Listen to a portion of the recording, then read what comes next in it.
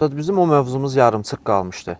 Hansı mövzuydu o? O Allah tanımada 4 yol var demişdiniz. Birincisi əqli yoldur.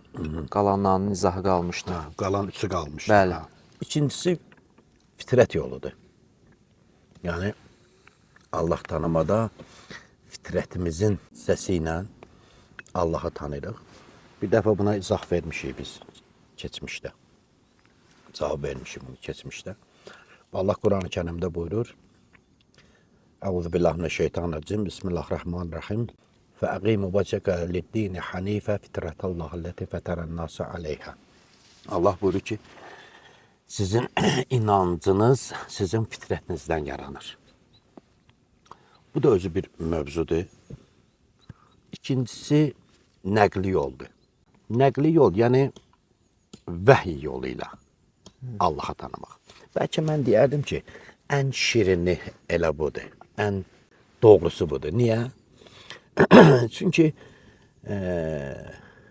əqli yollar səni qapını göstərir. Fitri yol fitrətin üstünə nə olur? Toz basa bilir. Alladmaq olur fitrəti. Fitrəti alladmaq olur. İnsanların fitrətini alladırlar. Məsələn, pərəstiş hissi deyirik. Allah'a pərəstiş. Bəzən insanların o pərəstiş hissini yönləndirir, insan özü də bilmədən Allah'a olan pərəstiş hissini insana qarşı eləyir. Bütə qarşı eləyir. Başqa bir tərəfə yönləndirir o pərəstiş hissini. Amma nəqli yol, vəhiy yolu isə bəlkə Allah tanımada ən yaxşı yoldur. Yox, ən yaxşı yoldur. Çünki Quranda Allah özünü yaxşı tanıtdırır. Necə ki, imamların hədisində var, buyurur ilahi, sən özünü tanıtdırdığın kimisən. Sən özünü tanıtdırdığın kimisən. Bu gözəl sözdür də. Bir var məsələn, Allah'a deyəsən vacib əl-vücud. Bir var Allah'ın özü istədiyi kimi.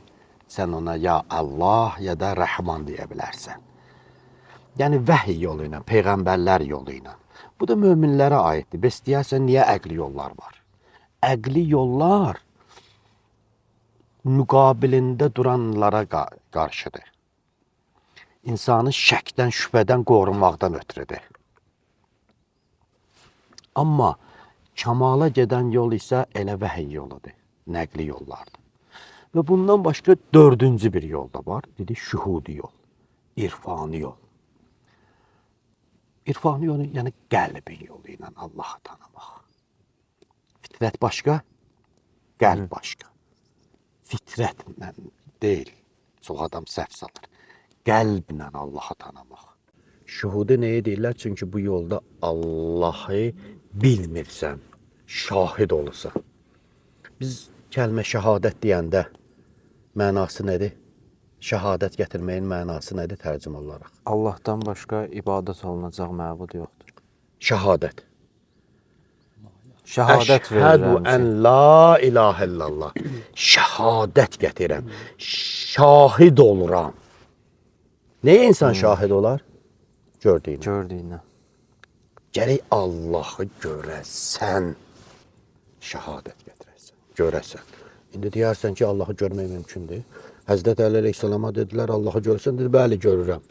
Görmədiyimə ibadət eləmərəm. Təəccüb elədilər, ya Əli, Allah'ı necə görürsən?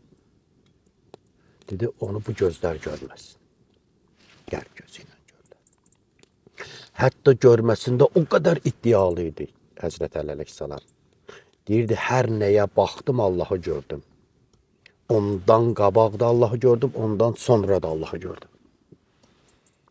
Bu nədir? Elə şəhadətin son nöqtəsidir, yuxarı nöqtəsidir şəhadətin.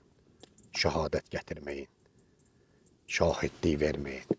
Bunlar irfani yollardır. Və bunun üçün də qəlb təmizliyinə, qəlbi paçlığa ehtiyac var. Bəli, ehtiyac var. Hətta Quran-ı Kərim buyurur ki, təqvanızı artırın, Allah bilmədiklərinizi sizə öyrədər. Ya İmam Sadiq Əleyhisselam buyurur, elm bir nurdur ki, istədiyi şəxsin qəlbinə verər. Əslində, hansı elm? Həmən Allaha tərəf gedən elmdən gedir söhbət. Allaha tərəf gedən elmdən gedir söhbət. Bu da şuhudi yol. Bu 4 yol insanın imanının kamilləşməsinə xidmət eləyir. Allah razı olsun. Xidmət eləyir. Hə. Yəni istəsəz nəqli yolun və yaxud şuhudi yolların mərhələlərindən inşallah İnşallah. bir bəhs açaraq söhbət eləyə bilərik Allahın izni ilə.